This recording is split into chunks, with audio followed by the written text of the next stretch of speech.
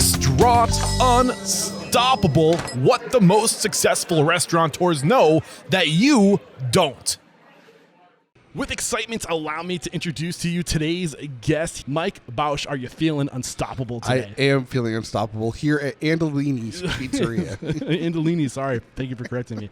And before we start every episode, I ask all my guests, what is a success quote or mantra? Let's get that motivational ball rolling with a success quote or mantra. So what do you got for us? Well, the one that I say often in my speeches and that's unique to me, other than, there's a lot of mantras out there. There's a lot that people have already heard before. So I'll say the two that are in the book that I push a lot.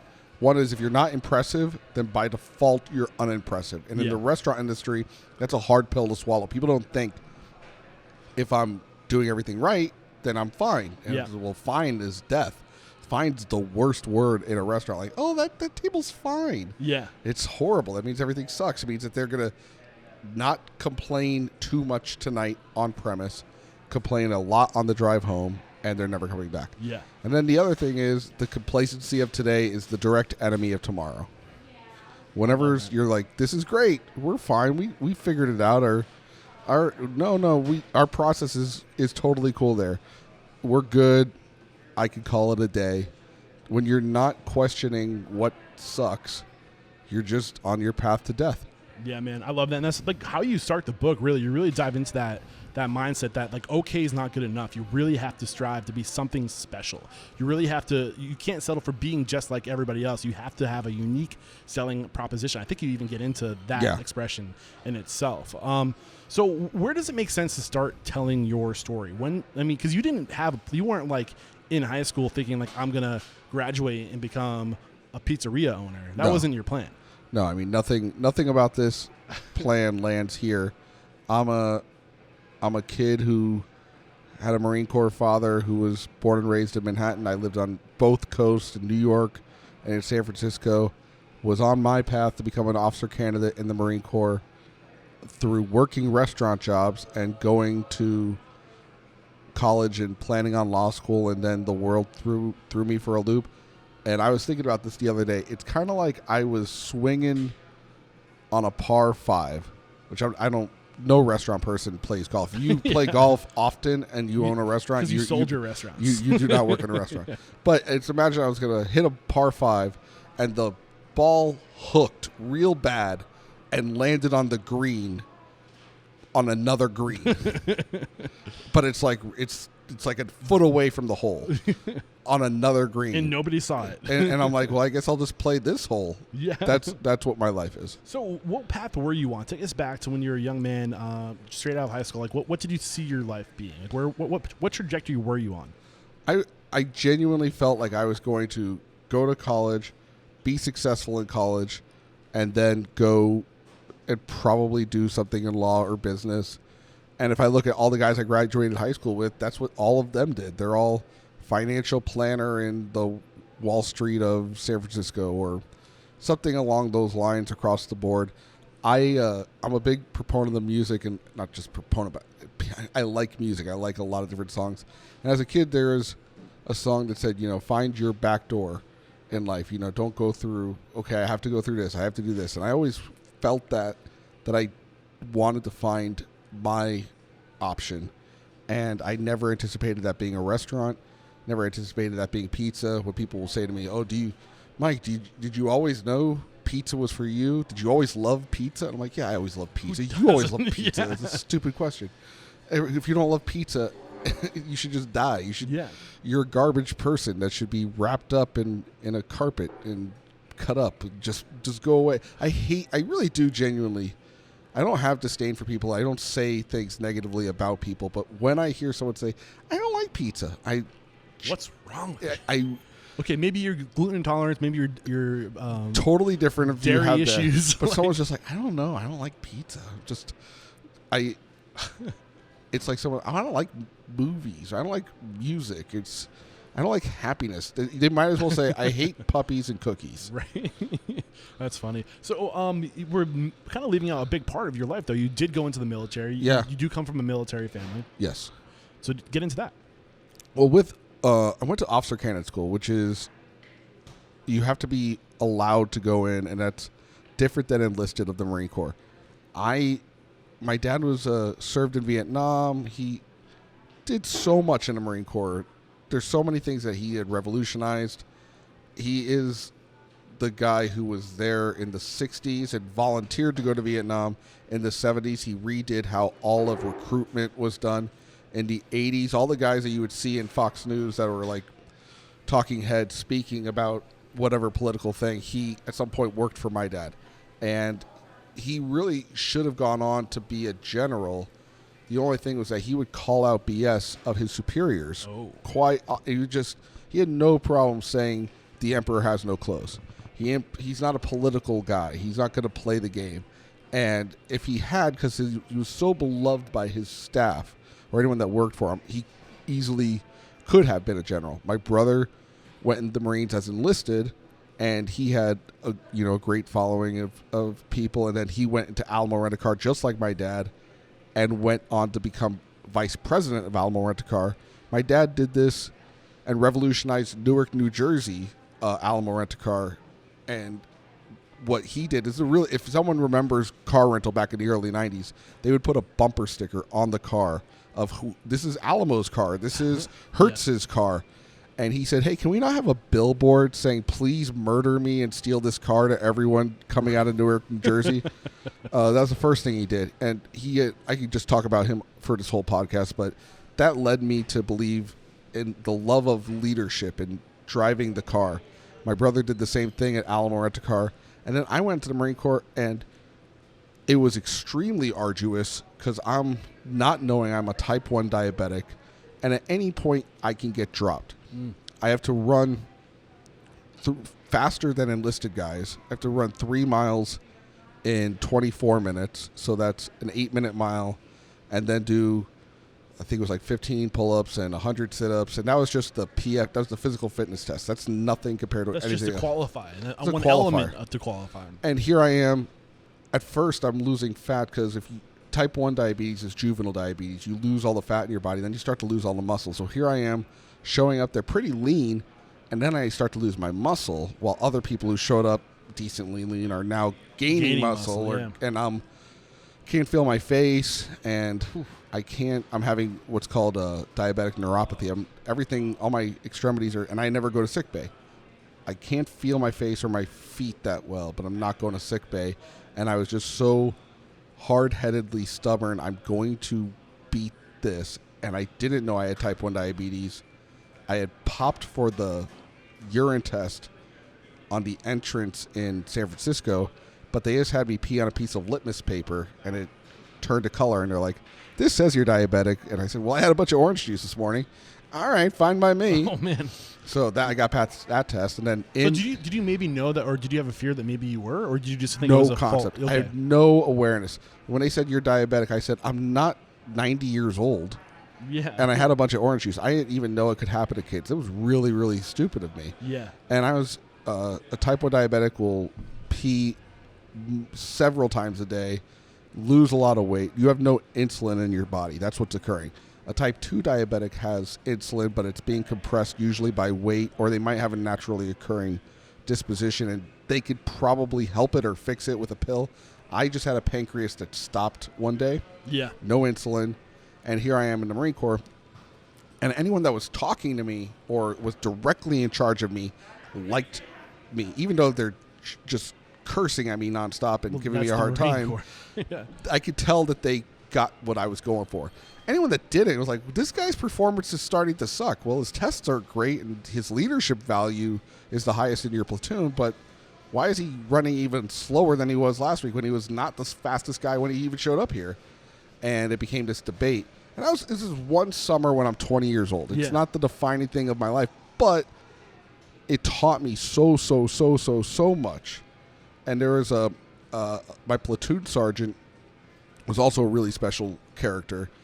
His name at the time was, he was Sergeant Jean-Paul Corvell, and he then became gunnery sergeant while we were there in the year 2002.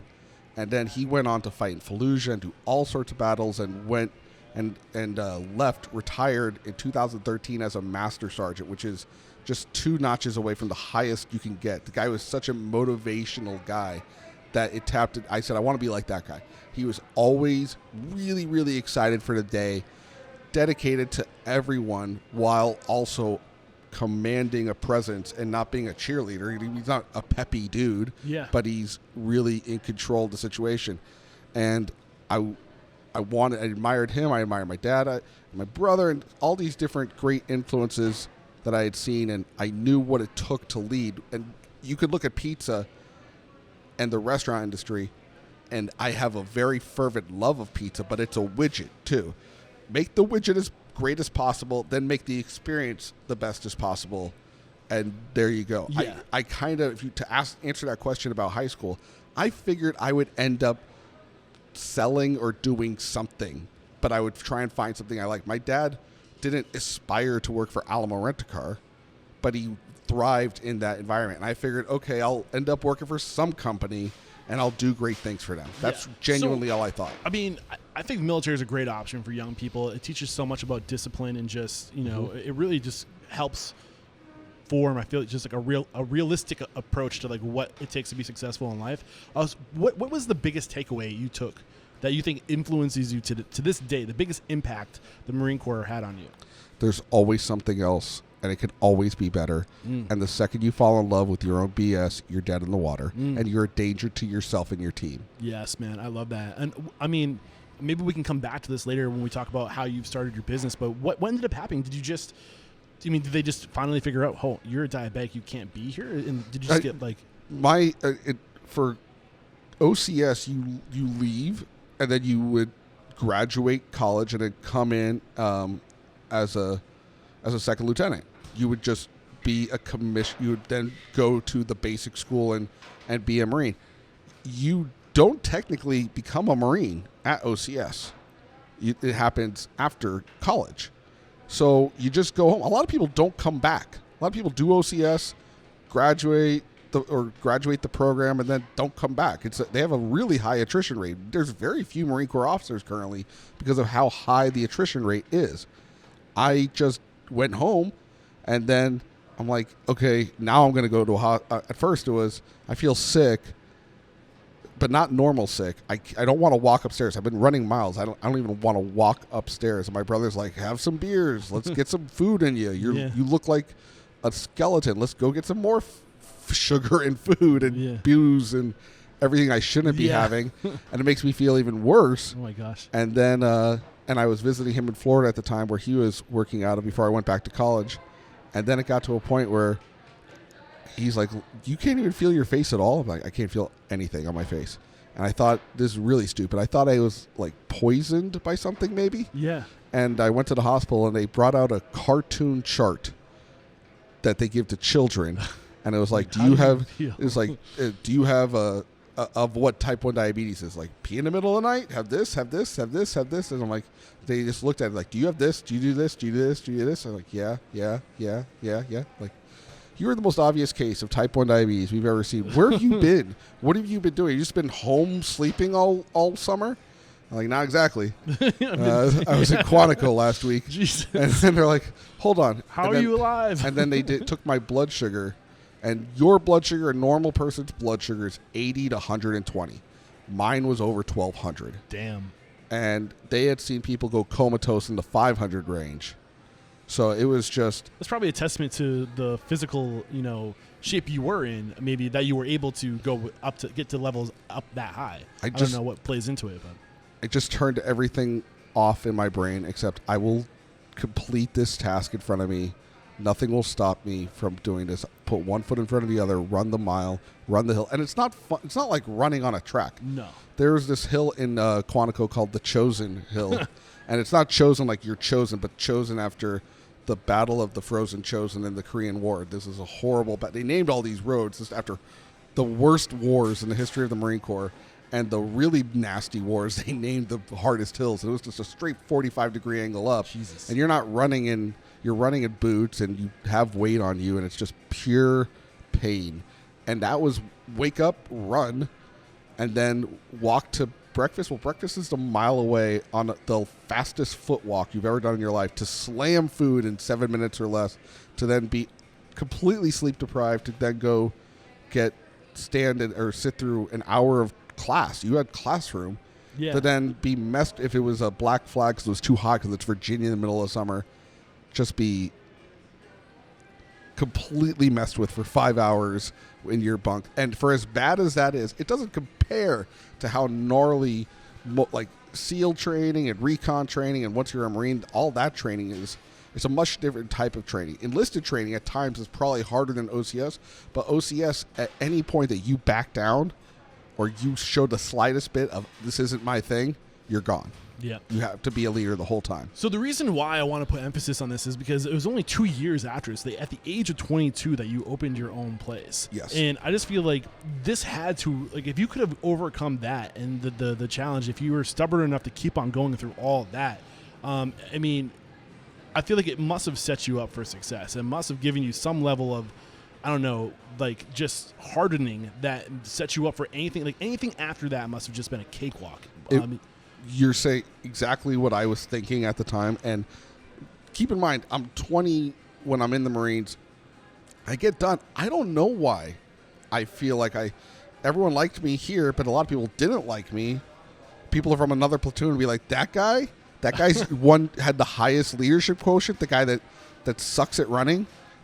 So I was. Yeah, but you got to think these kids, like they're kids. At the age of 18 or even 20, you're still mentally a kid. You don't fully mature until your late 20s. You know, as far I'm as talking about the platoon sergeant. Oh, really? Really? They were coming from other platoon sergeants. Were coming into my barracks to mess with me. Oh. I became the sport of the whole battalion because what I also learned at that time, and not to just speak my praises, but what I learned at that time is how on my feet I could handle.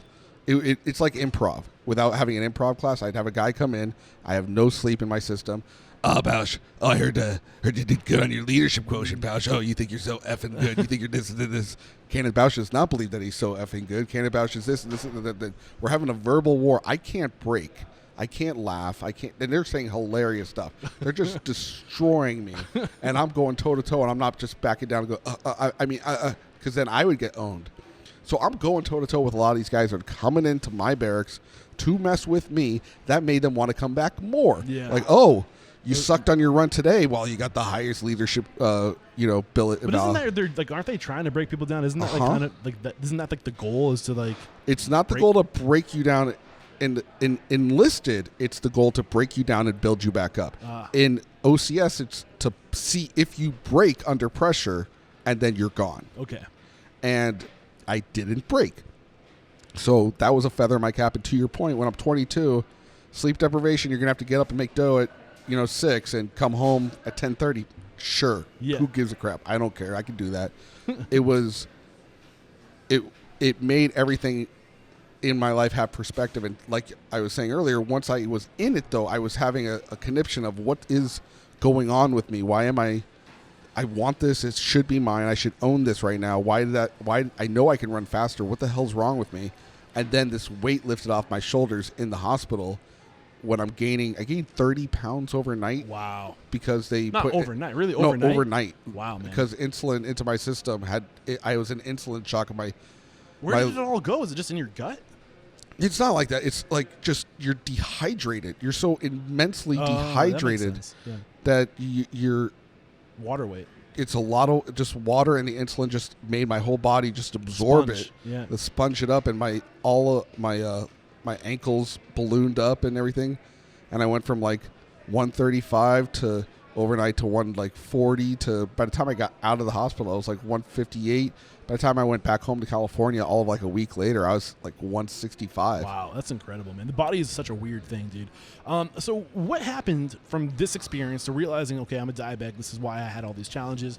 2 years later, what happened in your life to kind of put you on this path? Like, what made you decide, like, I'm going to open a pizzeria?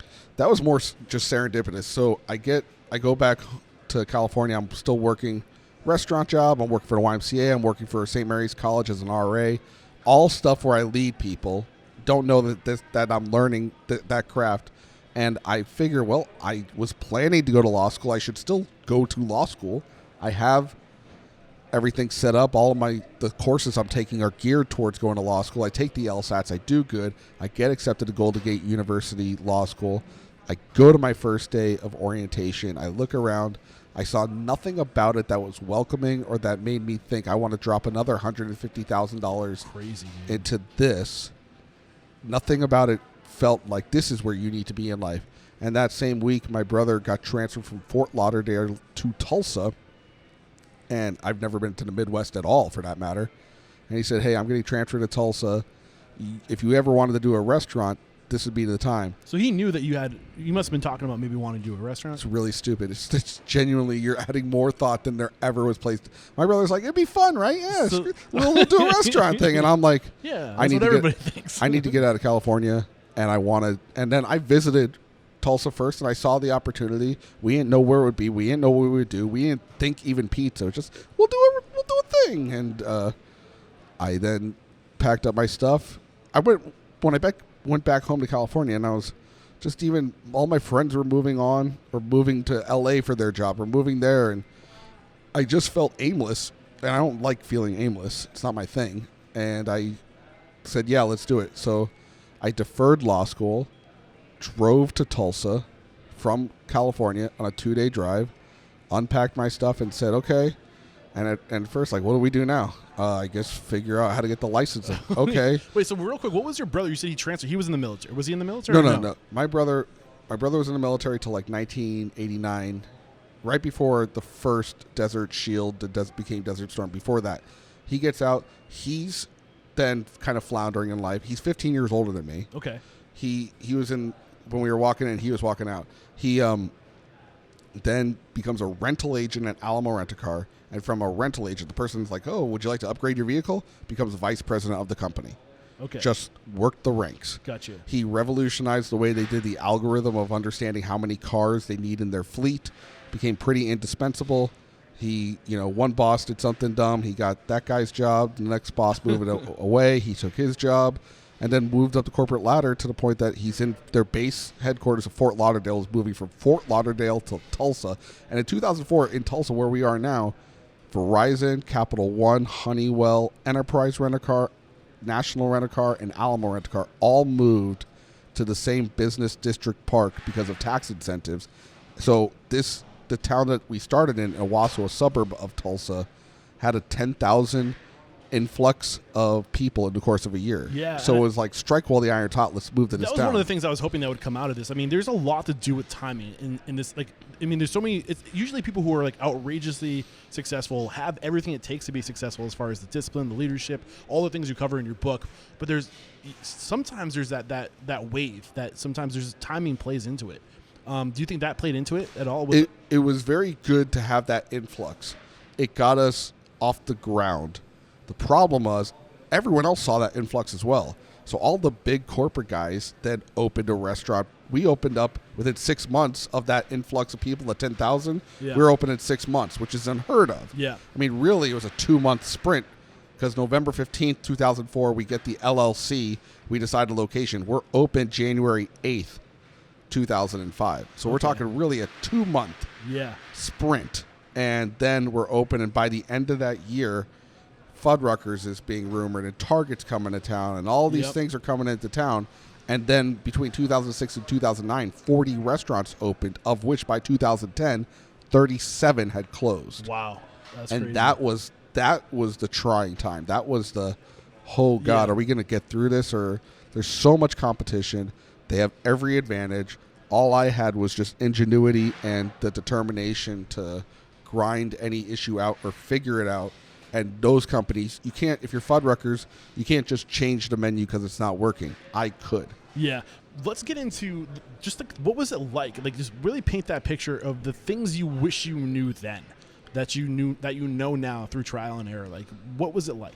Well, there is the beauty of each screw up teaching the lesson that I'm happy it taught me. I mean, if I could have, if the book Unsliced, I'm not just shamelessly plugging myself, but really that book is, a lot of it is written to me at 22. Yeah. Saying, hey, this is what you should do, or here's how to build up a system. Or, okay, you have the nuts and bolts of this, but really understand this. And that's the things I wish I had known more of. But it's like, I knew it. I call it gravity. Everyone knows gravity existed before, or everyone knew gravity existed before Sir Isaac Newton put an apple that went up and came down. He just defined it. So he said why? Yeah. Yeah, he just said, okay, that's the law of gravity. Yeah. So I defined the certain rules and laws. I wish I had an employee handbook day one. Yep. I think the dumbest thing I assumed was that common sense was common. Nope. You know, it's just, you're like, okay, well, if I tell them what to do, they'll do it. Or if they say yes, then that must mean they know what to do. It doesn't mean they know what to do. You have to verify that they know what to do, and don't manage people like you would manage yourself. Yeah, but I also think there's a level of, you can't let yourself be, what is it?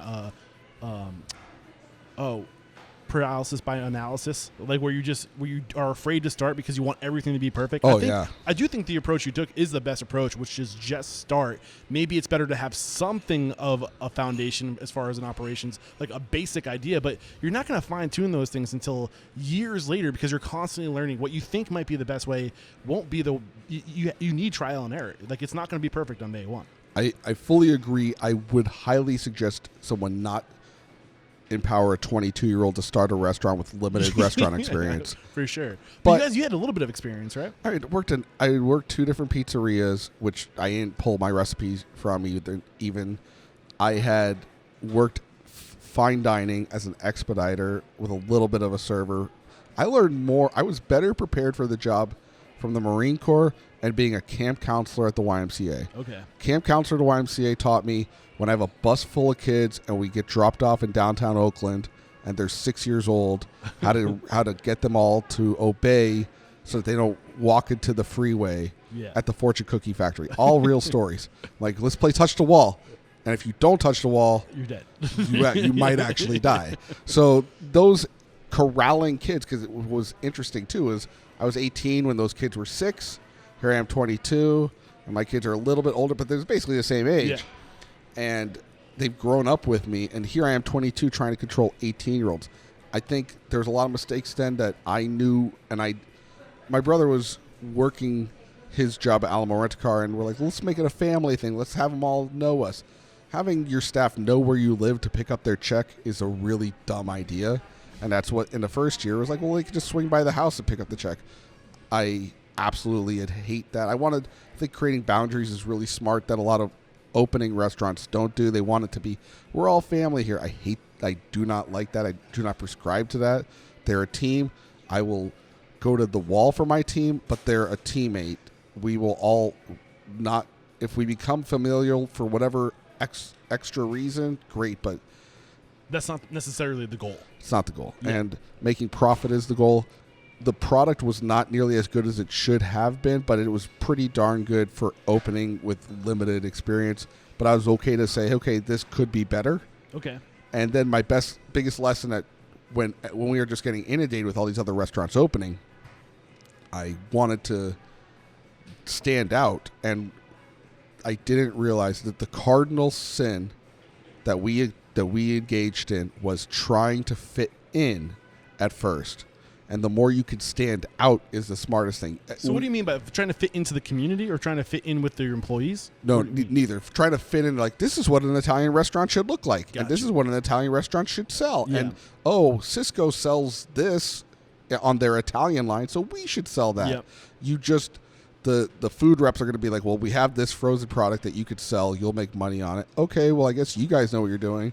And you see, you've been to a few Italian restaurants, so you play the same music, you make the decor look the same that you've seen, and it's like we're all in this middle school approach to a middle school dance. Like, hey, everyone just look the same, stay on the wall, maybe someone will dance with me, just try not to stick out. Yeah. And that's the wrong way to approach this. What is the right way to approach it? Be the most heightened version of you as possible. So I want to see and experience something different that I haven't been to before. Yeah, and I think it goes back. We mentioned it in the beginning of the episode, but the unique selling proposition. And I say all the time, like, behind every great restaurant's a great person. And if you're going to be showing up to that place every day, it has to be an extension of who you are. Yes. Because you have to. That's the only way you'll endure, in my opinion. And plus, like you were pointing out, that's your unique selling proposition. That's how you stand out. It's an extension of your personal brand. Very much so, and as the brand in and of itself, I mean, the term brand gets used a lot, but it's a true thing. The voice of the restaurant, the look, the brand I equate to. I'm a comedy nerd. I love movies. I could recite the history of SNL, like 60-year-olds can recite. Who was on the Mets in 1958. I know that about SNL. And because of my comedy nerdness, I look at comedians, how they develop their act over years. They all knew jokes, but then, that's a Mitch Hedberg joke. He's done with a certain style, a certain approach, and he has a certain beat at the mic, and that becomes his brand, which maybe his clothes has something to do with it, but more likely than not, they don't. Seinfeld has his. Chappelle has his, but it takes years to do that. And in a restaurant, you do need to develop your voice and style. And, this is the place that kind of does this thing and does that thing. And that takes time of playing pin the tail on the donkey, which is you're blindly trying to pin the tail on the donkey. But if you do pin the tail on the donkey once, you're like, do that again. Yeah. I And all the times that you said, I knew I was going to pin the tail on the donkey this time and I was wrong, be smart enough and have a small enough ego that you could say, okay, we won't do that again, no matter how in love with it you are. Yeah, and that's the ready, fire, aim approach that you're describing right now. Like, you just got to take stabs, and then you're going to see what happens, and then you readjust and keep on going until you hit the center, right? Yes. And then once you find it, commit it to writing, create a standard or create a system around it. So some of the things you've identified up to this point, as far as the big challenges you had, you didn't have any boundaries. You people were too close to you early on. You wish you had an operations manual, a handbook of sorts. What were some of the other things, looking back at that time, something that somebody's listening to this right now, like, just tell them the one thing that you wish you did that you could, what is that thing? We also didn't have enough money. You got to have a lot of screw-up money. Your first restaurant was only, 14? Oh, no, it was originally 14 seats. You brought the 30 seats, I read in the book. But what is the benefit of starting small like that? Benefit of starting small is if you do screw up, it's not mountains of money on the line and not everyone's job. If you have like 7 people on staff and you lose one, it's like it feels much more gigantic because you lost 1/7 of your staff, but it's not something that you can't just redeem and come back from immediately. If your food cost is at 40%, right now, if that happened to us over like the course of a month, we'd have to debate, are we closing, But at one store, it's small enough that the consequences aren't so gigantic that you can't redeem yourself. Yeah. That's the benefit.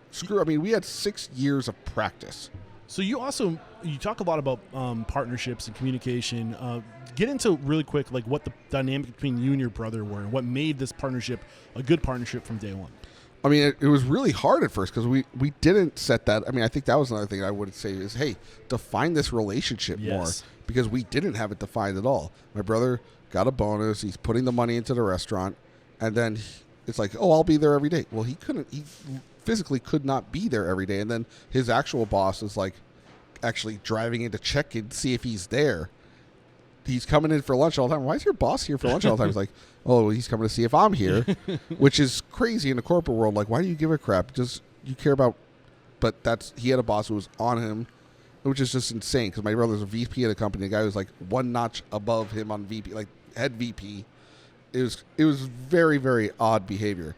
Nonetheless, so he's there on the weekends. And then now what can happen if you work your ass off all week, and then this is where you go on the weekends, is it could become a clubhouse. It's like, hey, bring all the people that are our friends and family that work to get this place open, and we'll all hang out, we'll drink, and we'll have a good time. Well, then it's not a restaurant, it's a clubhouse. And it became a clubhouse for a little bit. You're drinking, you're having a good time, but then you're like, this isn't what we should be doing, right? Yeah. How'd you learn that wasn't what you should be doing? Immediately I knew it wasn't ideal business, because I never saw my owners at my other restaurant jobs that were like ponying up to the bar with their friends. Yeah. I knew enough to know that, but at the time you're like, okay, well, let's just figure this thing out first before we create hard rules on life. Mm-hmm. So getting started, I mean, it sounds like your brother was pretty successful. He had 15 years on you. He had some time to establish some type of, some foundation around him, right? Was that part of the partnership? Was he part of the, was he investing his own money? Were you investing you couldn't have had too much at 22 years old. We said it pretty clearly. I'm going to give all my sweat equity and give up all my 20s to this.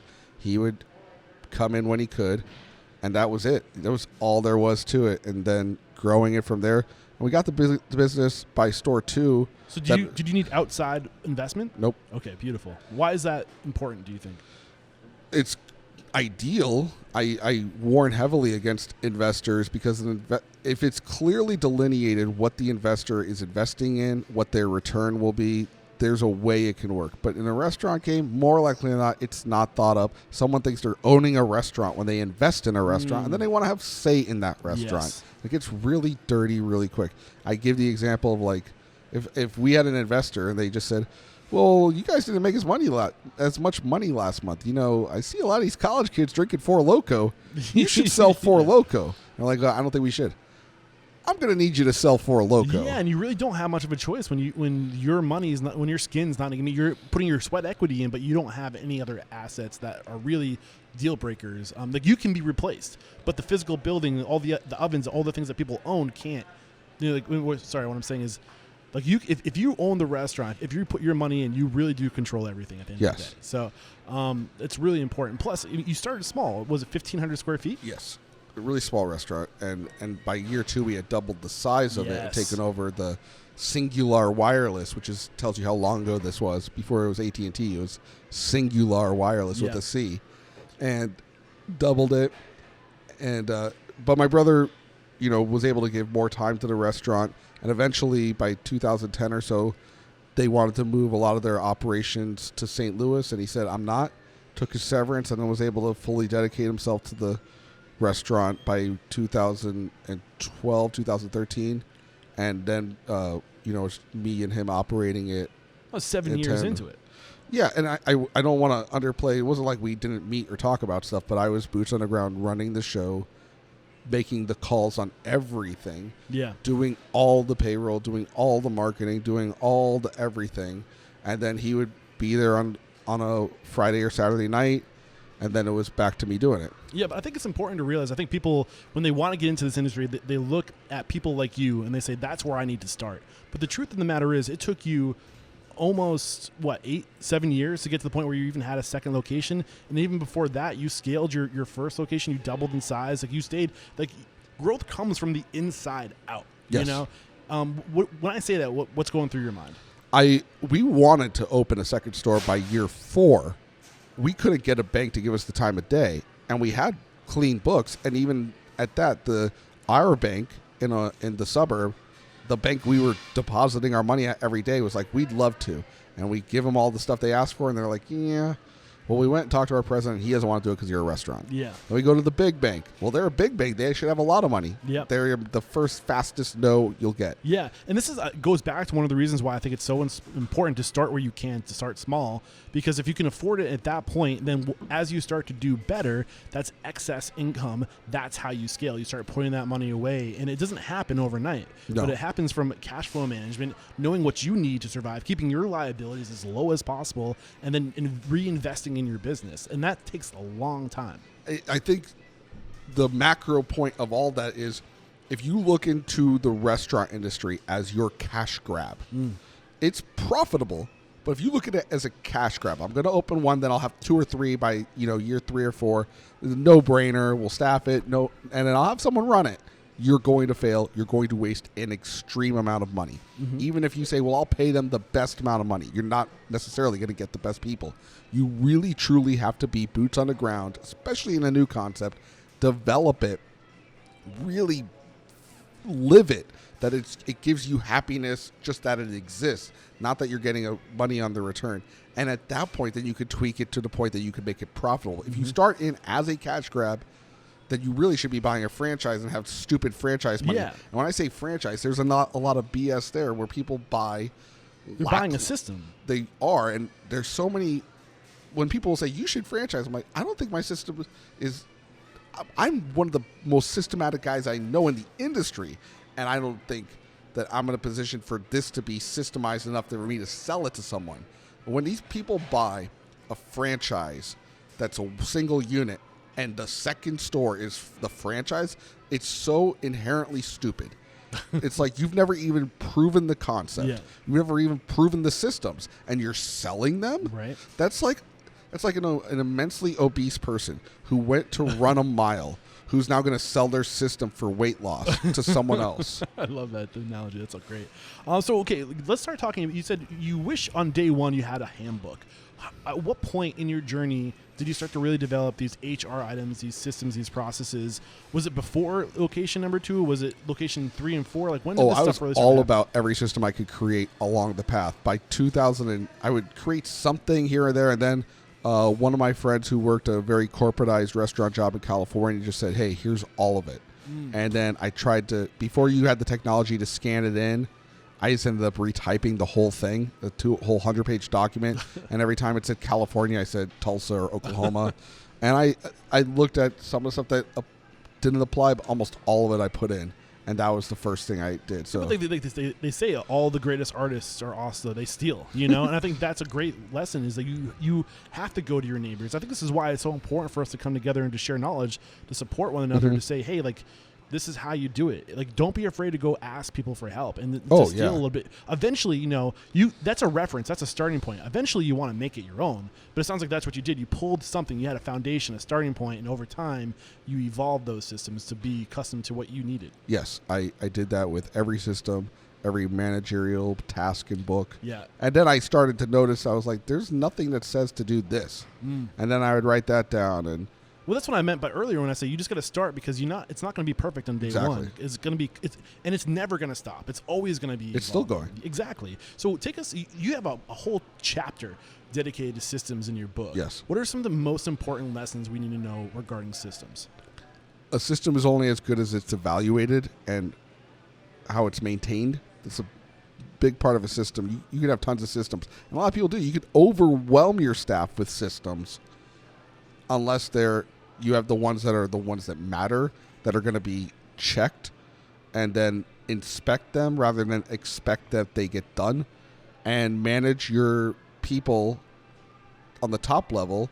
Like, people say, how do you have all these stores? How do you have 350 employees? I do have 350 employees, and I care about all of them, but I really have more like 20 employees that I manage, and I make sure they manage their 20 to 30 employees. And that's the even keel approach to keep it all under control. And again, that goes back to the military, where you have a battalion, a platoon, a fire team. These are, you start small and you open big, and then they're responsible for X, and it just trickles down, and you see how it goes, and that keeps things even keel. Looking at that approach and doing that in a restaurant made me more apt and prepared. As far as creating these systems, there's a lot of ones that we've created that I had never seen before, and I put the ones I thought were really interesting in the book. But anything I could come up with, I say this to my staff, like, let's create a system for something right now. And they're like, well, what are we going to do? And I'll pull I have a pepper shaker right in front of me here. So like a pepper mill. I'm like, here's the system for flipping a pepper mill. And I'm like, okay, I'm going to flip it. And I flip it in front of them. I'm like, did I flip it? They're like, well, you caught the other end. I didn't do a full 360 flip. I just did a 180 flip. Yeah. Do we decide as a group that this should be a 180 or 360 flip? It should be a 360 flip. Okay. And then I flipped it again. It was a whole 360 turn. Okay, we verified how to do it. Now I want to see you do it. And then I could give it to them. I see them do it. They do it wrong. Oh, well, you did it wrong. So now not only am I training, I'm also creating the system. Okay, if I was to document the flipping the pepper mill system, it would be place it in which hand did I do it? My right hand? Was my thumb touching it? I make it obnoxious the level of specificity a system has to have before we could even remotely expect someone else to be able to do it dependably. And that's, again, goes back to the whole franchise model where it's like, just put pepperoni on the pepperoni pizza. I'm like, well, how many? Which ones? How far apart are they? None of that's defined, and they're selling this to someone. The greatest franchise in America, or the most popular franchise, is not McDonald's. It's Subway. And Subway has more... The beauty of Subway is you can't screw it up. The person goes down the line, I want the ham and cheese, and they point at the ham, they point at the cheese. It goes on there. It's very, very verifiable. They don't have to slice anything. They don't have to prep anything. They just open it up. It takes 2 to 3 people. Place makes profit. The marketing's strong. A franchise that doesn't have any of that, it's just set up for failure. So I wanted to create, and also a big thing for my first few years was I wanted to act as if I had just opened up in Chelsea, where my dad was from, in Chelsea, Manhattan. Not act like I just opened up in Owasso. If I act like I have to be there, what would I have? I'd have a box with my logo on it. I'd have T-shirts with my logo on it. The staff would have a certain style. I would have a menu that you could hang. I want to have a menu that appeals to someone who goes out to eat a lot. Even if in Owasso, Oklahoma, they're not going out to eat a lot. Someone at the table does or comes from that place, because a lot of people are coming from New York and Florida and Texas. I got to appeal to the best palate at the table so that they say to everyone else, hey, this is good. Because if you go off it barely tastes different, or no one will tell. Someone's going to tell, and then you're crap. Yeah, yeah. So at what point, like when you were, so it was 2000, was it 11 that you went to your second location? Yes, this one. This location, this is, and you get into how this was like how you actually got to envision it. It was what you wanted, your dream, right? This is, you have to build that. But as far as where were you, where did you get your business to the point where you're like, okay, we're ready. We know that location number 1 doesn't need us there. Like, what did that look like when you were ready to make the jump, or were you not ready? We certainly weren't ready. We just said we need another store. This whole thing is predicated on us having more. We're 4 years deep. Yeah. I'm living my life doing this. I don't want to be at one store. Hey, bank 1, will you talk to us? No. Bank 2, no. Bank 3, yeah, but you're going to need this and this and this and this and this and this and this. Okay, let's work on that.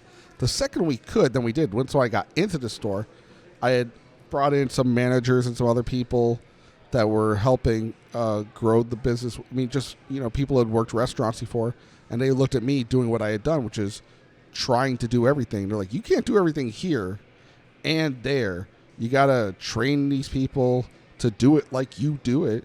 And that's when I started creating my management training so that I could leave this store and go check my other store. But when we opened this store, it hit day 1 just because that's where the location is and the product landed like that. And we had a bunch of staff that was excited to work for owners that gave a crap, that wanted to work with them, which isn't normal. I mean, it doesn't like every restaurant has the owner who wants to throw dough on the line and have a beer with you and talk about your goals in life. We had to do that in Owasso because there were so many options for these kids. They could work 40 jobs that are all begging to have staff. That by the time we got to Tulsa and we're willing to respect staff, it was almost like a new concept. What do you mean you were willing to respect staff? It took getting to Tulsa to figure that out? No, I knew it. Okay. Inherently, I knew it. I'm saying that the staff wasn't used to having owners that cared. Okay. And by having an owner that was like, oh, hey, what are you guys into? This is cool. I love this pizza. I love this. A lot of them are career restaurant people. Yeah. I had also never had career restaurant people work for me. I had extracurricular staff work for me. So you identified what you needed to go from 1 to 2 was a management development system. Yes. What did you build that? What did that look like by the time you came over here? It was just every Word document I had ever created, and then I blended them all together and made it into one cohesive document. There was no guidebook on that. There was no anything. I read as many books, and I would just glean. I didn't pilfer from there. I was like, oh, that's a really good point about humility. I'll add that into the training. But that was completely written by me, and I'm 6 years deep at this point. I have an opinion of how this should go down and what needs to occur, and I had a good feel for everything. It was just defining it and creating it to be trained. Standardizing it, writing it down. So this is the way. There is no question. This is what the picture of perfection looks like. This is the aiming point. And you need to give that to your people. They need direction. What else do they need? Well, we didn't have fully designed guides of the food. That we started working on by 2014. We were so that was 3 years after you even got to your second.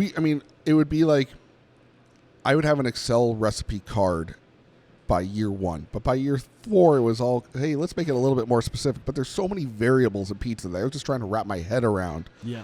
Okay, well, what would it be? How many pepperonis would it be if it was a half 14 versus a half specialty 16? And that's a lot of math and I just could not wrap my head around it. So it was me on the line and getting a feel and working with with most pizza restaurants in America is you work on the line, you show it to them until they get the muscle memory down, and you get it. And then they mess it up, and then you correct them, and they mess it up again, and then you correct them again until eventually they figure it out. And that's what most of the Yes. business on pizza is. I hated that. I just inherently hated that and wanted to get that more standardized.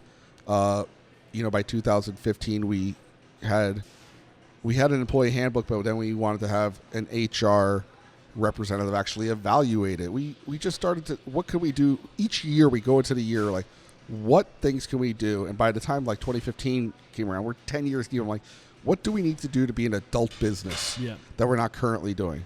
And so what were those things that you identified between your second and third location that really, then it sounds like that's around the time you really started to like see how tight can we get this? I mean, stupid stuff like we need a bookkeeper. We need someone that does payroll, not just me trying to figure it out or doing it each week or whoever else we had in the mix the food was always very, very focused and solid. The approach to service standards was hire good servers and then incentivize the ones that do a good job. But it wasn't, if someone had no awareness of service standards, here's what should occur in service standards. Here's when a table should be approached. Here's how they should be approached for dessert. We had somewhat explained it over time. And when you have a group of, 12 servers, you can say, hey, guys, I'm not seeing a lot of this or a lot of upselling of beer. Let's work on that. But not like standardized proactive when they get hired. Here's how we upsell beer. Here's how we speak to this. It was just reactive. The beauty of being on site with both stores is I can reactively fix everything often. That was the MO. It's a horrible MO. It's what got us by. But I knew it wasn't built for growth. I think there is this point of there's like this pivot, like this pendulum swing from reactive to proactive. And it's hard to be proactive when you really just have no clue. And I think that we all start at that point where we just have no clue and we start and we're just reacting to we're putting out fires. We put that fire out. How can we make sure this fire never happens again? And that's where the proactive starts to come in, right? Where you're like, okay. And then you start really, now you've created these systems and processes. You're slowly starting to remove yourself from the business and you never stop getting better. You're still working on, like the more you move yourself out of it, the more you can work on it. And then you can just go like ham, like trying to, and you can look at every little detail and be proactive. And start reading and researching. And is that kind of what happened with you? Was it kind of a pendulum? And the leaving or stepping back wasn't purely just to work on a restaurant. It was also so that they weren't saying, well, we need Mike on the line. And I'm like, well, if you both stores need Mike on the line, we don't have a good situation here. It was so that I wasn't the keystone that if you pull me out of the mix, everything fell apart, which 100% I was the keystone of our first store. Yeah. And to a degree of the second store. You were the definition of a people-dependent operation. Yes. Yes. I mean, if I'm out of the mix, it falls. And that's not ideal. And then as we grew concepts, now we kind of we at least know the sign guy. We know how to set up the internet. That kind of stuff. You go through 2 or 3 people. I've had like 3 sign people before who we have now, who we've had pretty much nonstop for the last 9 years. But up until then, that's the thing. Who are you buying towels from? Oh, this company failed. The food vendors. We had a lot of, in the first 6 years, like we really want to partner up and be dependable and enhance each other's companies and, get your hand shook. And they're like, yeah, we're definitely going to do that. And then they bounce on all the promises in the next 2 weeks. You're like, that's not a partner. Yeah. When we got with Roma of Springfield, a PFG subsidiary, and they really backed up what they said. We're like, okay, we can grow. We want these crazy-ass tomatoes actually imported from Italy. We're tired of buying pallets of them. Will you stock them? We'll do it. We want to get all of our boxes with our logo on it. Will you do it? Yes. And then getting away. We were doing so much crazy stuff. And when I say crazy, I mean that audaciously purchasing items in bulk so that we could have them because no one would sell them to us direct. And now we can, it's just normal. We can have it. But I had a list of all these special order products that we had to special order because no one would stock it for us because we're a single unit. What were the elements of your relationship with Romo that were different from other ones that protected your expectation, if that makes any sense? The first few years, I always had a good relationship with them, but they just didn't have enough bandwidth to get the products of everything. And then we were with a few different vendors, and then the president of Roma came and ate in this restaurant and just looked around and said, I get it. He just said to me, I get it. Whatever you want, we're going to get. And looked at both my reps, people that were repping, like, anything they want, they get. Because they realized that they could hang their hat on our brand. Be like, we supply restaurants like Andolini's and feel proud of it and get more business themselves if we touted them. It takes having a rep that has vision. And Fred Dallas was the name of that gentleman, and he grew in that company too, and is one of the bigwigs of PFG now as a result of what he did on that small house in Springfield. Yeah, and it kind of sounds like the difference between other purveyors and Roma was that they were working almost as an extension of your team, almost totally. They're a part of your team, but they're on your team. They're not, it's more of a transformative relationship than a transactional relationship. One of the defining differences between Roma and other houses, which I'm not seeking to speak negatively of any other house, but a Cisco or US Foods, if they sell napkins for $60, or that they pay for $120, but it actually costs them $20, then that's the profit, and that's what they're incentivized to sell items with high profit. Roma does not incentivize their reps based on high profit items. They just say you need to sell the most amount of cases possible. You were selling 80 cases last week. If you could sell 85, you're going to get a bump. So it's in my rep's best interest to sell me more product, regardless of price. Yeah. So they're just trying to get everything that I sell and to just own me in that sense, which means that they have to play ball on the small things. And it also means that the small things matter just as much as a big box of napkins. Okay. It's a really smart approach that they take. Yeah. There's so much we can talk about, and it's after reading your book, it's like I only have so much time. Like, what do we focus on? One thing that I did really love, and I wasn't sure when it came into your story, was your approach to standardizing your systems. A lot of people will use for checklists specifically. I'm talking about the whiteboard. Yeah. So where were you? How many locations were you at when you moved to that approach of using a whiteboard for your operations? I want to say 3, maybe 4. Okay, so get into that. How did that come I'm at 3 locations, and I'm visiting my mom. So it's 2015. I'm visiting my mom in the hospital, and I see and I had been trying to figure this out for a while. Most checklists are on paper, and then you do paper checklists. You're like, did it get turned in right? And then they just have a bunch of paper lying everywhere. When I tried to laminate it, people would write it in marker, and it would instantly wipe away, and they'd still be checklists everywhere. People are walking around with them, and the marker didn't really land because laminate starts to break apart. Yeah. And I wanted something that someone in the front of house, that a bartender could see, hey, where are we at with prep? And especially before we had our commissary kitchen, it was much bigger of a deal. I'm looking around to see if I can see the whiteboard. It's on the walk-in door. Right? Okay. We could see it when we go back there. Nice. But it was... Each store was doing dough and cutting all their products. So they had because we make so much stuff in house. Another reason why this is a horrible idea for a franchise, we're prepping 50 different items daily, not just buying them. We're prepping 50 different items that you really had to have a tight crew at every single store, and they were showing up at 5 a.m. at every single store to have prep done before they got into a lunch rush to then do more prep afterwards. So I was like, how can I communicate this effectively to everyone where we're at currently? I don't trust iPads. I don't trust that it's not going to get floured up and broken. And then I saw in the hospital that they had a whiteboard that just said, what is this patient's name? How are they feeling today? What time do they need to take their next medication? There's still charts that the doctor sees, but it was a communication between the nurse, the patient, and the doctor. It was very open communication, and it was a stupid-ass whiteboard. And it just dawned on me, there's nothing proprietary about printing a whiteboard. The whiteboard material isn't special paint. Yeah. It's just, a plastic laminate on whatever it is. And I texted my sign guy at the time, you guys can do anything I want on a whiteboard? Of course we can. All right, great. And he's like, is that new? Is that something you guys do? Any company ever could do that, Mike. That was one of my follow-up questions. If we want to take this whiteboard approach, and you have an example of the whiteboard in the book. So if you guys want to see what we're talking about, get the book. Little plug there for you. But why is that approach in your mind? Why the whiteboard approach is better than the tablet? You kind of alluded to it already. No flour, and the papers they fall apart over time. So what is it? Why is this approach in your mind the best approach? It's just clear communication. I can see who's done it.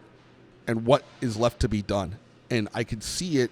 I could stare at a wall and be done understanding the full run of what's occurring without flipping pages, without this person looking, and then me taking it from their hands for me to look myself. 6 of us could look at the same thing, and 10 seconds could go by, and we're all on the same page. In all my research, as far as situational awareness goes, I think that is like the fastest in-house situational awareness. You have to be in-house, which is, I think, one of the benefits of having like a Jolt or a Checklist app is you can be anywhere and you can see what the status is.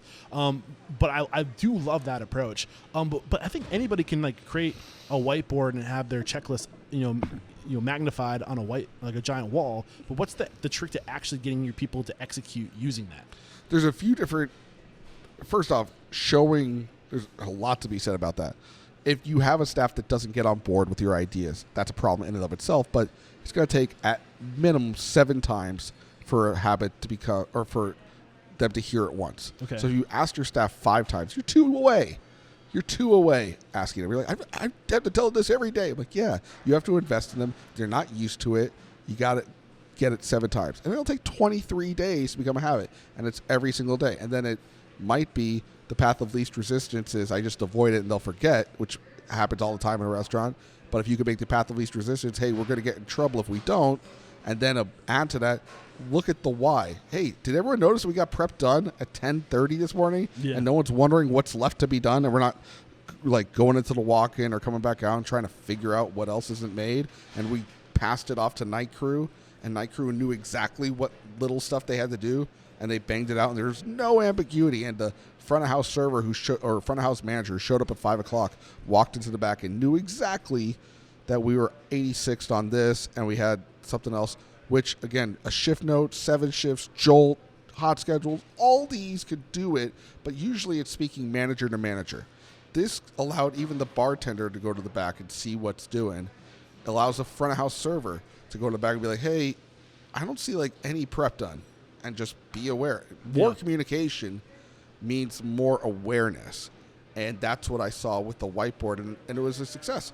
I love that you're mentioning communication. I want to pull back layers on that. But what else can we do to make sure that the checklist is getting done? So one, you mentioned explain the why. What else? Yeah. Incentivize the correct behavior rather than just point it out when it's done incorrectly. People want positive attention, which I learned in YMCA day camp, like they're 5-year-olds, but that trait doesn't leave the body. 40-year-olds want to get attention. They want to be talked to. It's just, is it going to be negative or positive? If you could keep it positive, like, hey, I want to really congratulate this crew for doing it, or I want to congratulate night crew for ending the sheet out right. And for that, here's the win, here's the positive, depending on what type of incentives whether it's cash, whether it's a nightly beer. Sometimes that works in some dynamics. Sometimes you're like, I don't want my staff ever drinking on premise. Whatever it is that you can incentivize with when it's done correctly, and also really, really obnoxiously pointing out, hey, everyone, look at how because they don't understand this is the new revised path of least resistance. That other path of least resistance that you thought was the path of least resistance is actually a more arduous path. By doing it this way, we're happier, we're not stepping over each other, we're having a better time at work. Do we all notice that? And then, okay, and after a month of nonstop conversation and really dutifully doing it, now after that, now when I initiated this, I was like, because I had 3 or 4 stores at that time, I want a photo of it in a text thread showing me it, of the thing, of the filled out board every morning and every afternoon to the whole group thread. And then if I walk into your store and something on that sheet is a lie, if you just filled it out to appease the group thread, I will fire you on the spot. Yes. I love that, man. Did I cut you short? No, that was it. So the big things I'm pulling from that is, one, explain the why. People aren't going to just do it because I said so. You have to say, do it this way because this is the best reason, and here's why. Reinforce positive behavior. So when somebody instinctually goes for the checklist, give them a pat on the back and say, way to go, reinforce that positive behavior. And then it's not enough to have the checklist. You have to have systems for checklists. So there's checklists for systems, and then there's systems for checklists, meaning you need somebody to go through the check who's ever doing the checklist, and then there needs to be a checklist checker to make sure that it's getting done. That's kind of what I'm hearing from you. Did I miss anything? No, you're 100% right. Before we had that, especially at this location, because they would get surprise orders by 10 a.m., blow off their list, and I'd have a guy who would be a really good employee, promoted to be kitchen manager, and just walking around doing everyone else's work but not talking, and then be like, well, where are you at? It's like, I've been working my ass off all morning. I'm like, yeah, I could look on cameras and I see you did, and you had a bunch of staff that was just like, got done with the task and just stands there until you walk by to tell them what to do next. Or you didn't, and they just kept, oh, well, I guess I'll mop the floor or something. So I never doubt people's willingness to want to work. I rarely do.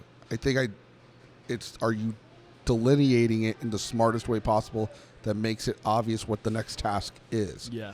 And that's where people fail. Yeah. And you mentioned earlier in your chapter on communication, man, for the restaurant industry, I haven't seen a book that does as good as a job really mapping out how to communicate in the restaurant industry. I don't want to give your book away, but what are some of the biggest lessons? What are some of the biggest lessons on communication that you want to share with us today? Clearly speaking is a big one. Knowing what you want the goal of your conversation to be. The end in mind. Not saying what you want to say, but saying what needs to be said for your goal to be accomplished. Yeah. And giving up on being right. Being right matters nothing. Nothing at all. Why? Because if you're right, like, hey, there's this rule that we made a year ago that hasn't been enforced, but I'm right if I call them out on that and really make a stink of it. Yeah, and then the conversation becomes about who's right and not about whatever the problem, fixing the problem, right, together. Exactly. Yeah. Profit, results, not effort. I can say, hey, great effort, but I need results. I don't care if, well, I did everything right. Obviously you didn't. Yeah. Or so when you say starting with the end in mind, or understanding why you're having the conversation, what I like about that, and you kind of allude to this in the book, is that the mentality you need to have when communicating is we're in this together, and we need to figure out how to get there. And once you agree that this is the point, this is why we're communicating, to figure that out, now your effort goes collectively into getting there together, versus what you're saying, it's not about who's right or wrong, but it's like, what's the best. Exactly. If someone's common issue, someone's late.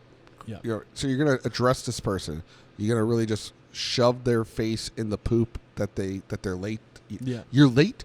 You're late again. You think we don't have rules here? You think that this doesn't matter? You think that I'm going to be disrespected on a daily basis by you? You're saying everything you want to say in that horrible example of a person just venting to an employee, which should never be done.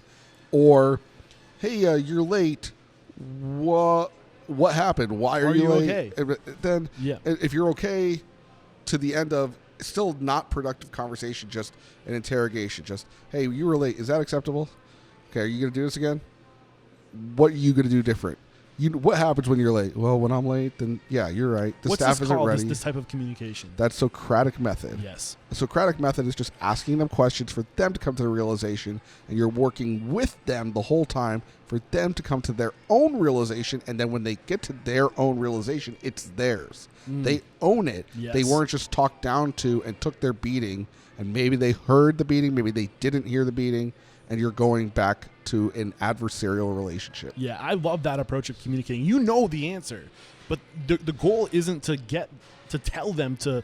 The goal is to help them figure out how to get to the answer on their own, to steer them. But when they come there on their own, like you're saying, they're much more likely, because now they're saying it. It's they're making the rule in a way, which makes it much more palatable and digestible. People are more likely to do it when they came to that destination, right? Yes. You also, in the book, which I think is really great, because you're now at, we mentioned 5 pizzerias, 2 gelatas, a fine dining restaurant, a food truck, and 2 food hall locations, which is crazy to think that only 5 years ago you were at 3 pizzerias, right? So you've experienced massive growth in the past 5 years. Yes. Which means you really got to get good about communicating through specific channels, like what's the term? Like a chain of command almost. Chain of command. Yes. Yeah. So take us through that. You get into the book, but what are some of your what's your advice for communicating at that point where now you got to be in multiple different places at once, but you physically can't. So your language, your communication has to be in different places at once. Well, there's so many communication portals now, and I'm very thankful for the technology that we have in front of us. And I look at each location having a management team, and then the management team needs to explain to their staff, and each one it goes down. So on a So my suggestion or my path, if you're a single store, you still need to have a meeting once a week with your management team. If you're like, I live with these people practically. I'm around them so much. I don't care. You need to stop, be outside of the restaurant and say, okay, what are our goals for next week? What is this? What were sales like? Where are we going? You have to take that hat off and put a new evaluative hat on and go through stuff, or else you're stagnant. And then that staff needs to talk with their shift each lunch and each dinner or breakfast, depending on, or night, depends on how many shifts you have. Otherwise, you're stagnant. If you're looking to grow, I mean, if you care about growth in the restaurant industry and you're listening to this podcast, you probably do. If you're a beer and shot bar and that's all you care about and you're never going to be more than that, it's a single beer and shot bar, maybe you don't want to do that, but you're just going to be that single beer and shot bar forever. If you're saying, hey, we want to grow this thing, we want to be a company, we want to be a restaurant business, not just a club, which is what most or a lot of independent single unit restaurants are. You have to see what you're doing. And again, back to working out. If I just went and lifted each day, whatever I feel like doing, great. If you actually want to get gains with a Z, you got to write down what did you lift today? What are you lifting tomorrow? What's the plan? So at the single store, you do that. Then we have all of the managers with me and my brother. Each week we have me and my brother meeting.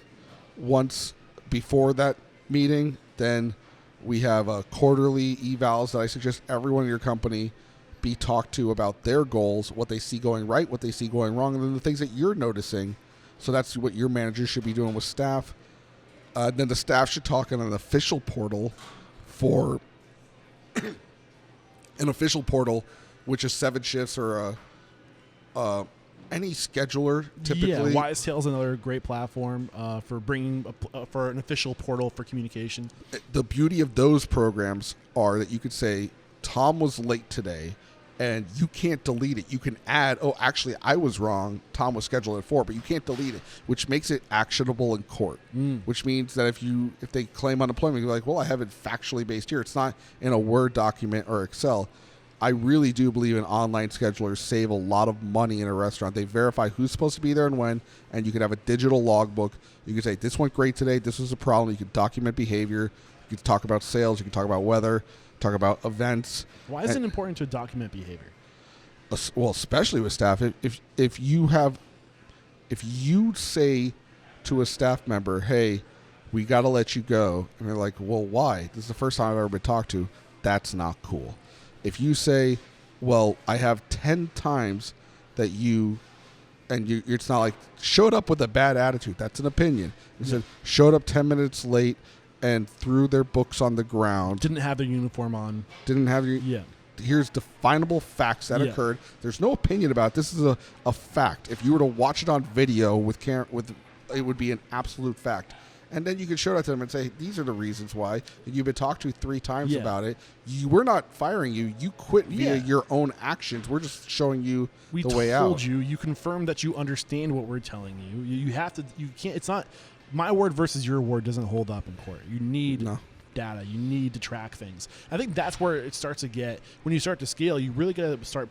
Like you have to track stuff because you can't be everywhere. So everything that's getting done needs to be tracked. So you can look at the data no matter where you are and say, hey, these numbers are off. Why?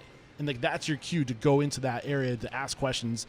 And it's the trust and track method of trusting your people and then tracking their work. And then when things go awry, you go, oh, okay, what's going on here?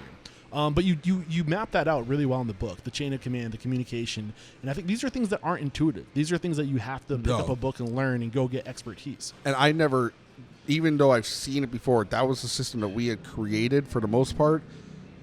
Management training meetings are not unique to me. They had existed in other restaurant groups, but the way we go about them is different. It's really a lot of trial and error, and I have so many years under my belt, but I don't have years where it's like I started when I was 40 and I'm writing this book in my 60s.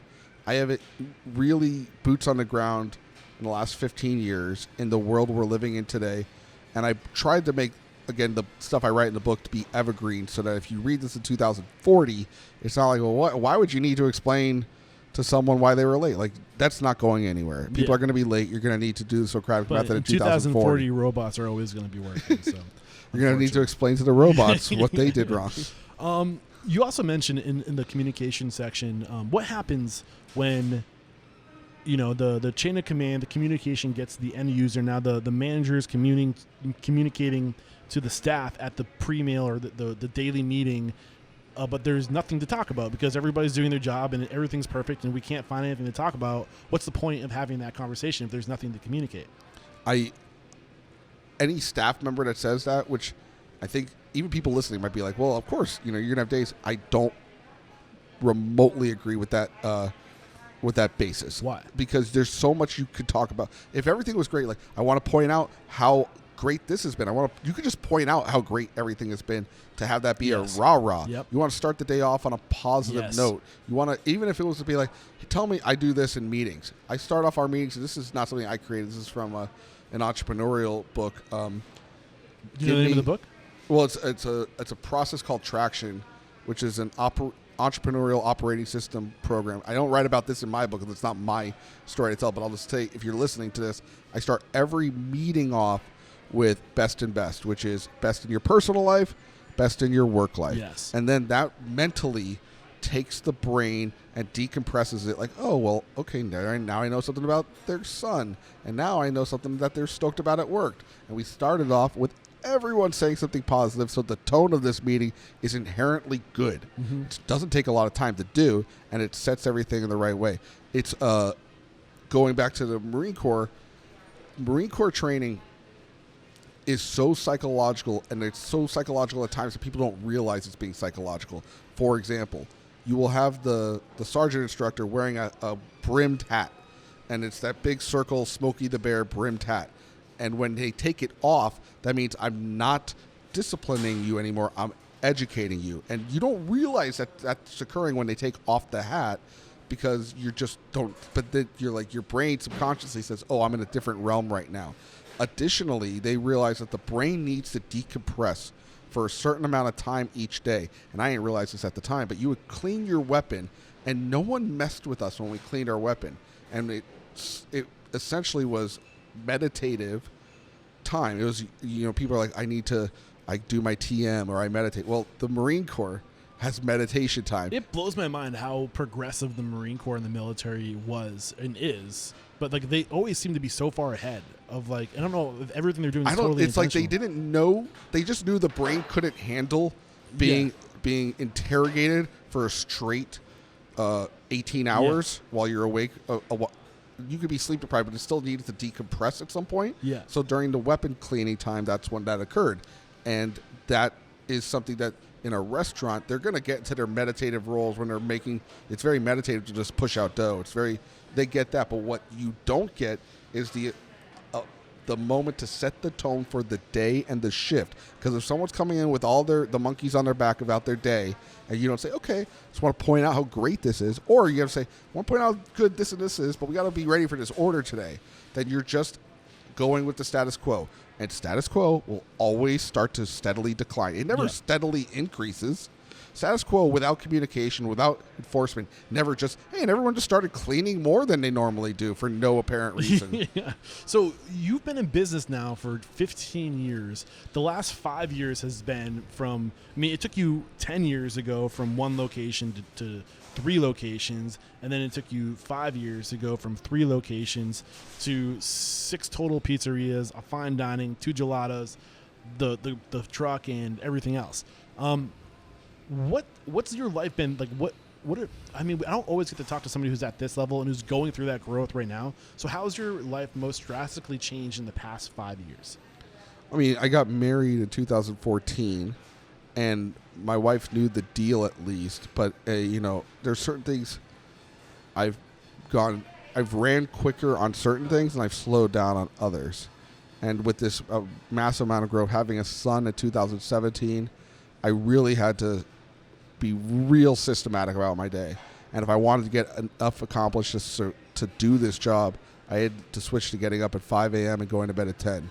Before, like 3 years ago, I was like, I'd stay up till 3 doing work and concepts and writing and whatnot, and I just wasn't set up for success. I really have to be a lot more meticulous now than I ever had been before, because if I skip a beat, I lose a rhythm.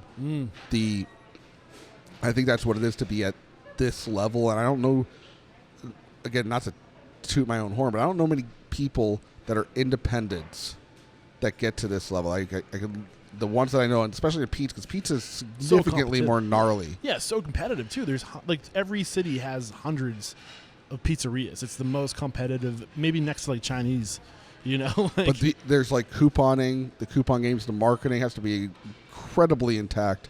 The motivation, the reason, the quality, all that needs, and it just doesn't stop. It really never stops. A burger restaurant, it's like, hey, but do you have a 2-burger combo deal? Like, no one expects that. Pizza, they expect all these other things. Yeah. I know, like Tony Gimignani in California, I'm very thankful that I know him. He's a good friend of mine, but he's also been a mentor to me too. Seeing him start with one store in a suburb to go to a big store in the heart of the city and then grow it to all the concepts he's done. He's on my radar. I'd love to get him on the show. I've been in contact, but when I was out there last, we weren't able to connect. We talk daily, and when you get to, he knows what this is, and I get his stuff now, and I know of only a few guys that are at that, and it's a whole beast of a life. It's just a lot. The marketing, the HR, that's all a thing. The meetings, but then staying white collar, but still keeping your blue collarness about you. It's walking a tightrope walk, and it's important to do it, because if either one starts to suck, everything falls. Yeah, I think you mentioned in your book, it's not the DIY approach, but it's we can do this approach that you started, where you start paying attention to what people are doing, and then you learn how to do it so you can do it yourself and save the money on repairs and things like that. But when you scale, yes, is there a point where you need to kind of drop that we can do it mentality? And is there ever a point of it's actually more efficient and affordable to outsource this? Oh, for sure. I'm not opposed to outsourcing, but here's a great example. Let's say you're an independent single unit restaurant. You should learn to do food photography. Yeah. You should learn what you like about your food. Yeah. There's tons of information out there in food photography. You can take classes, totally. Like things we learn, or what. There's so many. Masterclass probably has one. Lynda.com probably. There's so many places for you to get that information. Sorry to cut you short. You're looking at a $700 to $1,500 investment to know everything that you like or don't like about it, and then you can say, okay, now I can find someone who does it the right way that I'm going to pay to do a monthly photo shoot. Yeah. But I know this world. I'm not the best at it, but I know what I'm talking about when I say, hey, I want more light here, I want more on that. So I learned all of food photography, but I handed it off. I learned video editing, but then I handed it off. I learned menu design and all the fundamentals of menu design, and have hired the best menu designers, and then manipulated it by learning Adobe InDesign. Same thing for all repairs and maintenance in the restaurant. Like, I could take this whole oven apart and put it back together at this point. I have the best guy when I need to, but if this thing falls apart tonight, I can do it. Yeah. So why is it so significant to learn it all, then pass it off? Why is that approach of learning it all and then passing it off the best approach, other than just finding someone else to do it? There's many, many reasons why I believe that. There's, first and foremost, when you know it, then you know the value of it. Otherwise, you could be sold a bill of goods. Yep. So you're not going to get taken advantage of when you know the ins and outs of what it takes. You're like, someone's like, well, that's going to take me 10 hours. Like, no, it's actually going to take you 2. Yeah. And I'll pay you. Yep. I think $100 is a fair price for that. If you don't want a job, then fine. Yep. When you know it, yes, you cannot be taken advantage of. You also have I can't do something and not form an opinion about it. So if I do it and I form an opinion about it, now I know what I'm looking for. And otherwise, I'm just handed something like, do you like it? I guess I do, but I don't know why I do, or I don't know why I don't. That helps as well. So I learn it, I understand the space, and then I can hand it off. Same thing for like payroll.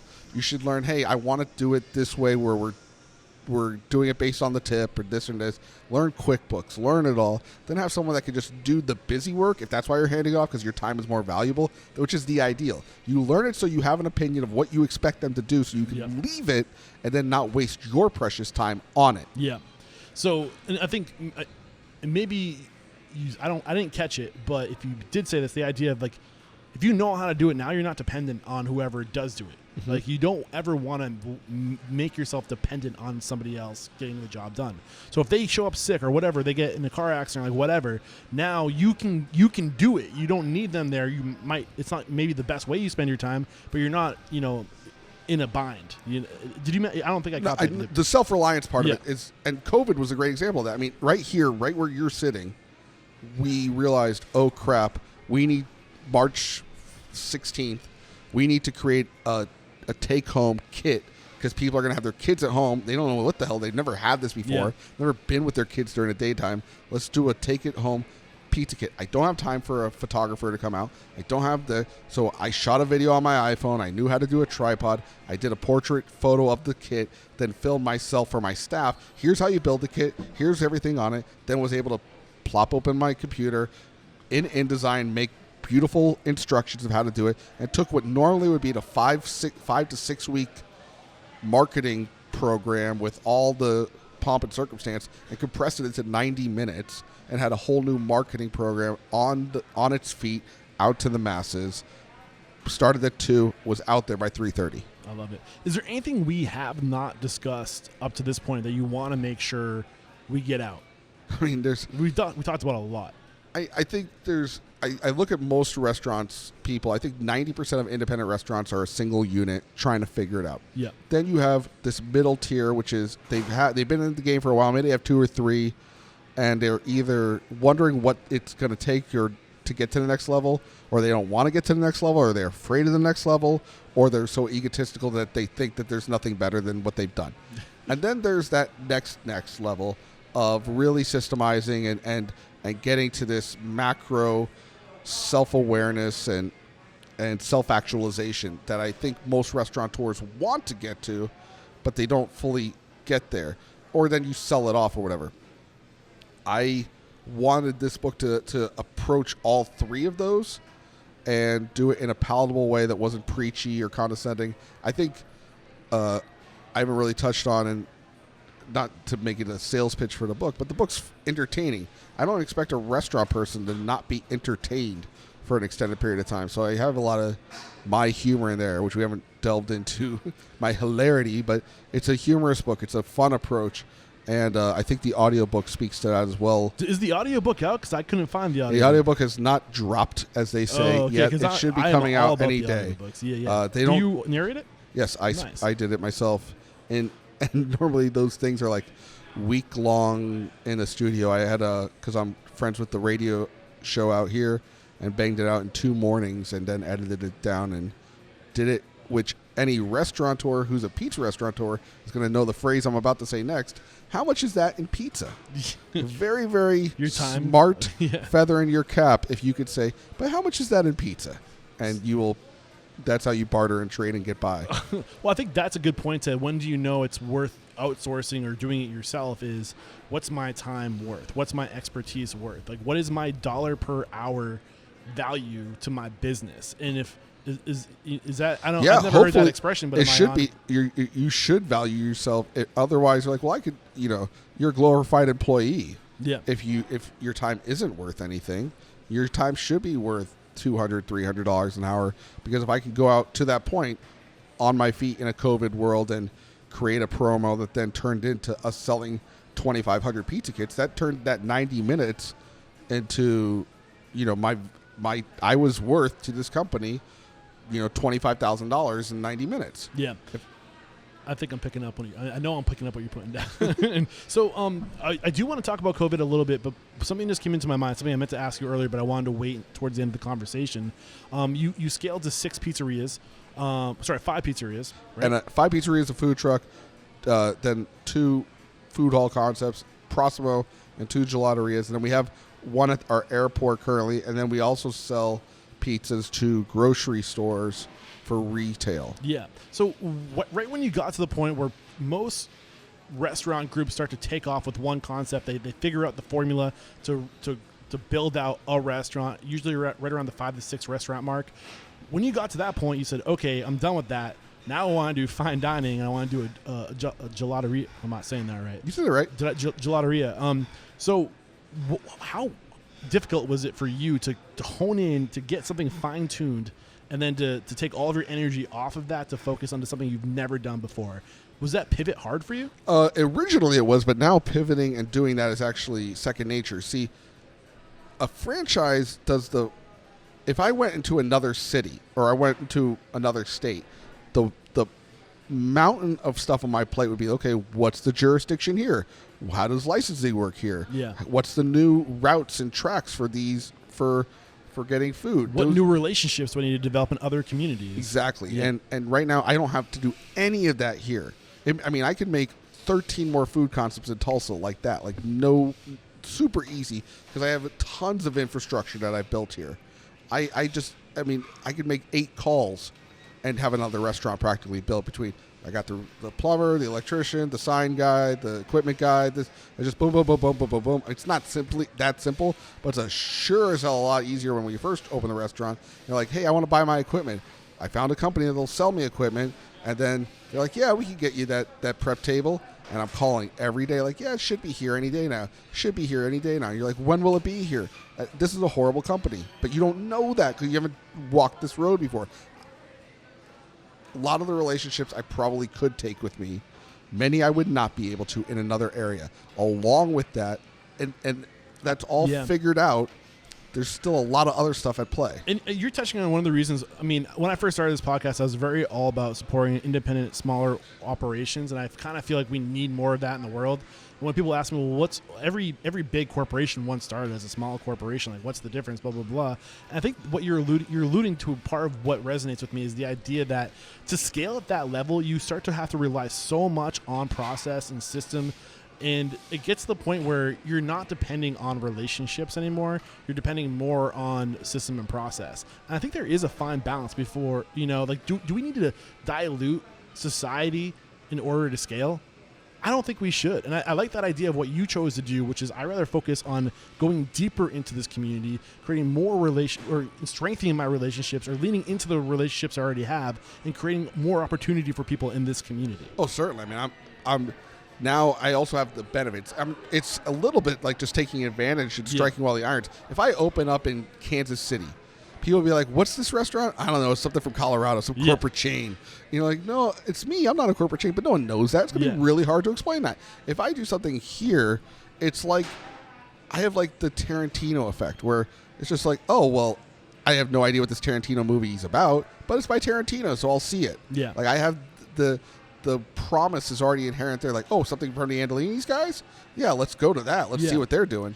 It's beautiful in that sense. And then the Proximo is a pivot, but now I know, okay, I need a manager who knows this and this. I know how to make the recipe card. The card's the same. The food's different. The quality is the same, but the process is this. The quality is a different style of quality. You got to have someone who's fine dining focused, but a lot of the things still fit in. Instead of a T-shirt, they're wearing a fine shirt. It's still clothes. It's still, that stuff's the same. Instead of the bar being this, the bar is that. And installing a toilet, very akin, regardless of which location it is. And then you're off to the races. So how do you handle scale as far as, are you bringing on partners, or is it just still you and your brothers? Still just me and my brother. No investors, just purely the bank loans. So when you go, say for like a new concept, like I think that's one of the benefits too of having all of your concepts so close to each other, is that you don't necessarily need to rely on partnerships because you can be across the street if you have to. Yes. Would you ever see yourself taking on a partner for a new concept? At this point, no. I don't find the need to. I think we want more voices in the room. Yeah, I understand that. And even if we did, we're not opposed. We're not like jerks or something, but I don't see the benefit of it, really. It's not even out of greed. It's just, I know it would be like, in that sense, like the Beatles saying, hey, let's bring Yoko in. Like, no, it's probably going to screw up the dynamic. I hear you. Okay, let's talk a little bit about the future. I don't really want to talk about how you reacted to COVID, because I think at this point, if you haven't reacted and you haven't made the changes in your business, you're probably no longer in business. So what is your plan? What do you see the future, the next maybe 6 to 12 months looking like, and how do you plan on doing the best in that time? It's hard to be proactive in this environment, and I say often, if you want to tell God a joke, tell him your plans. With that said, I anticipate, if I was to guess about the future today or put a bet down, I believe that the way we approached gluten-free, even to now, but especially in the last few years, where it's like, oh, this is a new trend that affects a portion of our demo, is the way we'll have people that are like, oh, we have a COVID-friendly section of the restaurant or a socially distanced section of the restaurant, like a smoking section, but it'll be a distance section. I could definitely see that happening in parts of America. I do believe the inverse will occur for certain amounts of people where they're like, I want to hug my server. Yeah. And there are people who want to just like... Here's the hugging section. Here's the no hugging section. I could see both of those happening, and hopefully the divide starts to meld, and maybe people, instead of this being a pendulum swing one way or the other, that people just want normalcy so bad that they just say, hey, let's pretend it didn't happen. I don't anticipate that, but I could see it as being one of the options. And being smart enough to, everyone's curbside is going to be significantly better than it ever was or ever could have been without this. Yeah. That's not, and will it go away or edge off? You know, third-party delivery got really good during this time. Phone systems made a lot of money during this time. Yeah, did you make any changes to your phone systems? Oh, yeah. We switched from an analog system that was in the where you have to buy a hard line for each line. You might have what's called a hunt group. It's like we own 4 numbers. Okay. And when you call the first number, so we had 4 lines. Now we have an infinite amount of lines with our Ring Central phone system. So if they call and they put on hold, it just goes and goes and goes. And we could handle... soft phone, basically. Yeah, we can handle 50 phones if we want to. That was called what? We use Ring Central. Okay. And they've been a really great... I just knew I needed to be able to put 50 people on hold if I wanted to. Yeah. And forward it from this store to that store, or have it transcribe into messages, or send it to the catering director, even if to their cell phone. And the technology finally caught up. Yeah. And we went there with that. We also changed out our POS system during COVID. What'd you go to? We switched to Toast. Okay. We're very happy with Toast. I speak their praises. I look at Toast like the first iPhone of POSs. I mean, there's great POSs. Like the Nextel was great. The Nextel phone, I loved my Nextel phone. But then you have the iPhone. You're like, oh, I could download a mapping app. I could just integrate, which you can integrate 7 Shifts into Toast.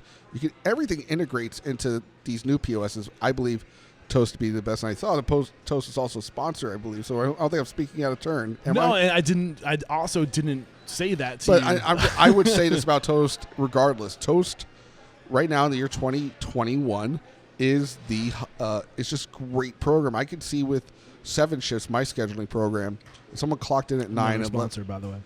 Not another sponsor. Well, if they clock in at 9 and leave at 3, or they were scheduled to leave at 3 on the schedule, but they left at 3:07, it'll say I have a 7-minute deficit. Yeah.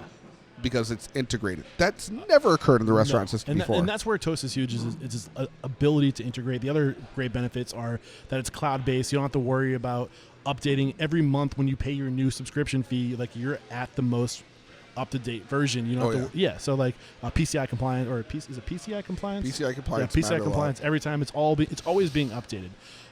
So there's tons of reason to go to it, and I didn't cue you on that. No, I mean, I would say I'm saying this in the COVID world. Yeah, I was like, okay, we have to take this downtime. It was a little bit of a like, what can I do? I can't really do much of anything. Yeah, we can serve the pizza as best as possible out the door. We'd have no dining. Yeah, we had to furlough a bunch of staff, which I was completely just sick to my stomach about, and then get them back to work as fast as possible and execute as fast as possible. What can we do? What can we do? Yeah. And that's when we banged our heads against the wall and kept throwing. We went back to the pin the tail of the donkey days. Yeah. And said, okay, I'll try this. Oh, it didn't work. Do this. Ready, okay, aim, that didn't fire. work. Do this.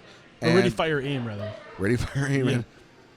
And that was a feeling I hadn't had in a while. And probably felt good.